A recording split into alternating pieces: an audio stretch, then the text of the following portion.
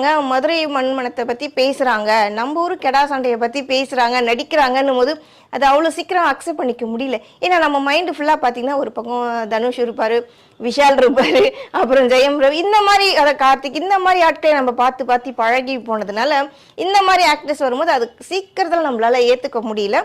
இன்னொன்னு, இந்த படத்தோட ஹீரோயின் அம்மு அபிராமி கூட மலையாளி தான். ஆனால் இங்கே வந்து செட்டில் ஆனவங்க, தமிழ்நாட்டில் செட்டில் ஆனவங்கன்ற மாதிரி நம்ம கேள்விப்பட்டிருக்கோம். இந்த படத்தோட இயக்குனர் யார் பார்த்தீங்கன்னா டாக்டர் பிரகபல். இவர் இதுக்கு முன்னாடி வந்து ஒரு படம் மட்டின்ற படத்தை எடுத்து ரொம்ப பிரபலமாக பேசப்பட்ட படம். ஸோ அதனை தொடர்ந்து பார்த்தீங்கன்னா இந்த ஜாக்கின்ற படமாக இயக்கியிருக்காரு. இவரும் மலையாளிங்கிறதுனால மதுரை மண் பற்றி இவ்வளோ அழகாக சொல்லியிருக்காருன்னு ரொம்ப சந்தோஷப்பட வேண்டிய ஒரு விஷயம் தான். இன்னொரு விஷயம் என்னன்னு பார்த்தீங்கன்னா, ஹீரோ இருப்பார் இல்லையா, அவருக்கு அக்கா அந்த குழந்தைங்களா இருக்குமா, அந்த ஆட்டு மேலே, அது அந்த கெடா மேலே அவ்வளோ லவ் அவருக்கு. தன்னோட குடும்பத்தில் ஒருத்தர் மாதிரி அதை வளர்ப்பாங்க. அவர் எங்கே போனால் ஆட்டோவில் போகும்போது கூட்டிகிட்டு போவார். தன்னோட குடும்பம் மாதிரியே அதை வச்சு வளர்ப்பாங்க. அதாவது ஃபார்